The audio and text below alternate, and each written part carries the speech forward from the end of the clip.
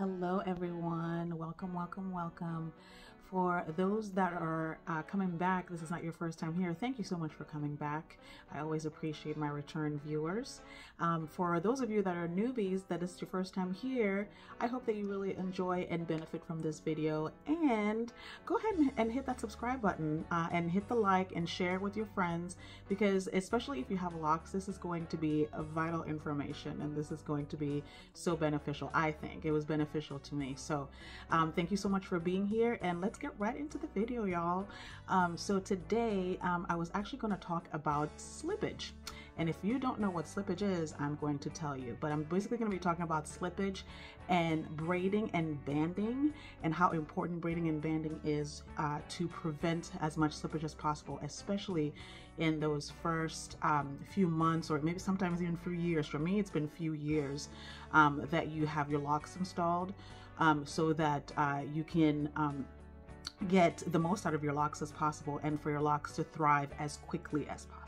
So I'm going to start by talking about braiding and banding. Now, what is braiding and banding if you don't know? Why do you, what is this thing that you talk about? I'm glad you asked. So if you don't know what braiding and banding is, especially for those sisters, brothers, whoever that have been locked for less than a year, braiding and banding is really, really, really important.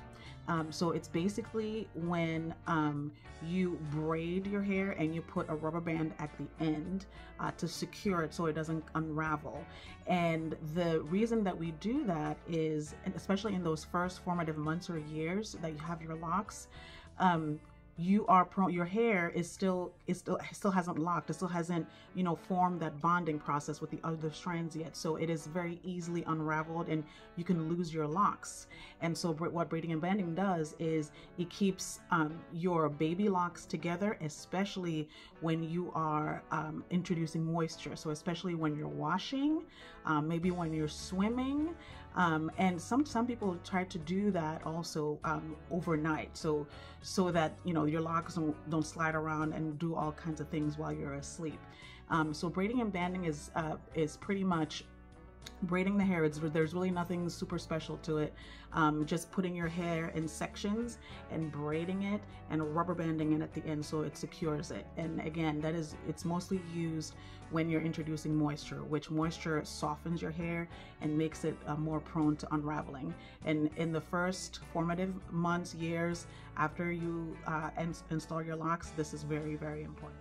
Because otherwise, what's going to happen is, if let's say your hair is still you still have baby locks, and you jump into the shower to wash it without braiding and banding, it's gonna be more prone to unraveling because of all the moisture.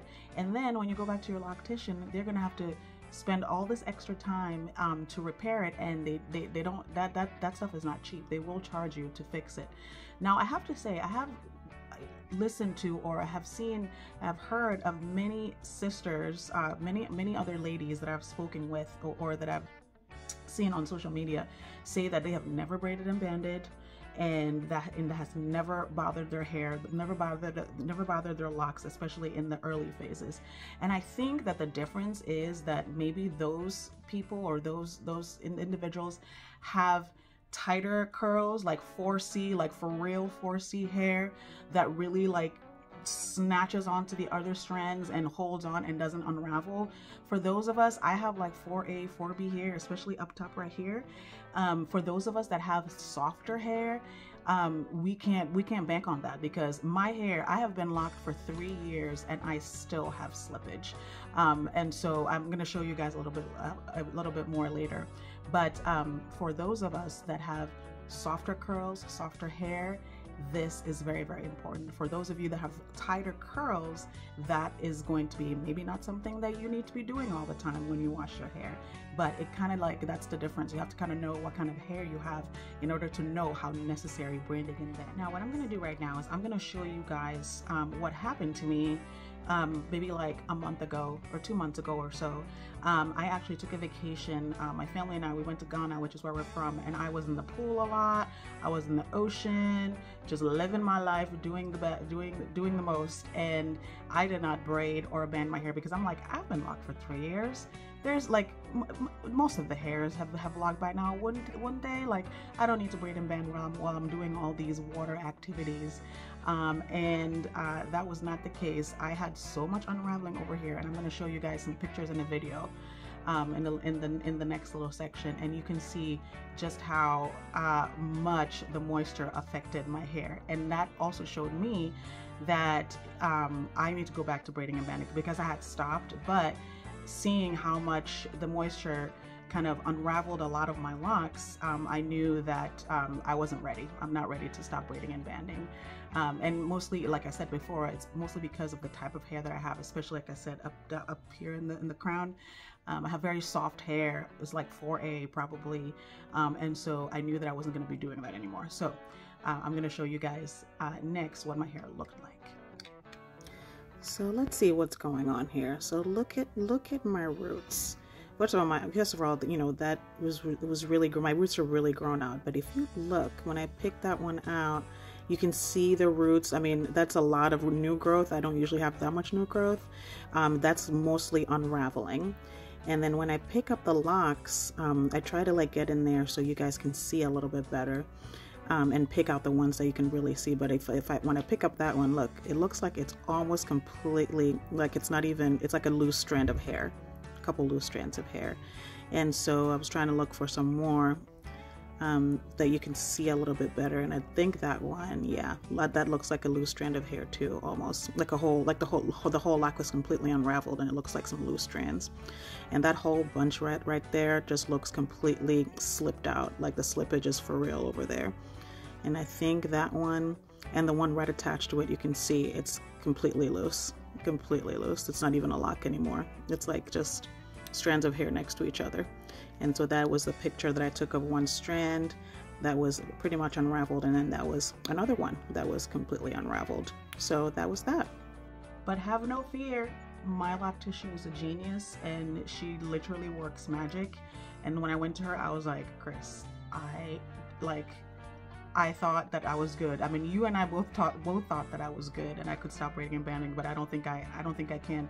And I showed her when I went to my retie after I came back from my vacation. I showed her, and she was like, "Oh no, girl."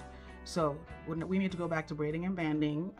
We're going to be doing that for another year or so, and see what we're going to do from that. And also the other thing that she did is when she kind of reinstalled the locks, that because some of them had come, as you saw, had come completely unraveled. And she said that she did, I have a 3-point rotation on pretty much all of my head. She said she did a 4-point rotation on the ones that had unraveled, just to make it tighter. So that's another thing too, and I have a video on that, on the types of rotation and how that works with what kind of hair that you have. But she said that she did 4-point rotations for those that had come unraveled, just to keep them tighter until they completely and fully lock. And then after that, she might probably go to the 3-point, which is what the rest of my head is. So now I'm gonna show you guys my hair now, because she fixed me. She's magic. She fixed me. But see how I had like all this unraveling, especially in the crown right here. Look at that. She installed every single one of them back. See, there's no loose hair there anymore. And over here, yep, it was all pretty much in the crown right here. And there was so much loose hair, as you guys probably saw. But she fixed me, and this is probably 2 weeks ago. So my grid is still pretty crisp, and actually my hair is actually dirty, so I need to wash it. But I will definitely be braiding and banding. I'm not doing that anymore.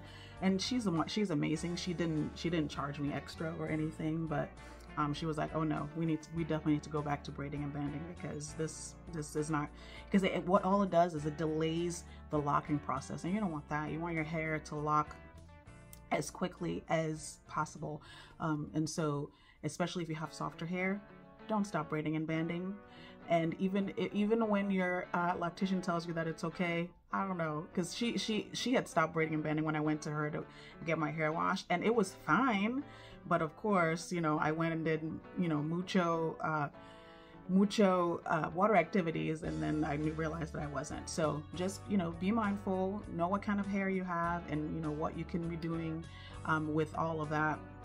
And again, I've been locked 3 years, three years, and we're still having some issues there. So just know that it doesn't really matter how long you've been locked.